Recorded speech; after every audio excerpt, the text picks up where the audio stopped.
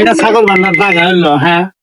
খানার ঘরে খানা ছাগল বানতে না কছে আমারই কাছে মনে না ছাগল বানছে, হ্যাঁ ছাগল আজকে নিয়ে তাহলে গেছি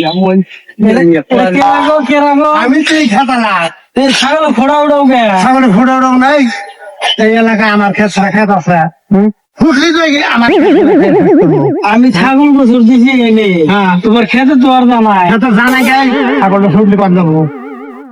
ছাগল ছুটলে আবার কোনে যাবো ছাগল ছুটলি তো এনেই থাকবো এনে থাকবো আপনার খেতে যাবো এতে যাবো নাকি এই এলাকায় খেতে নাই সব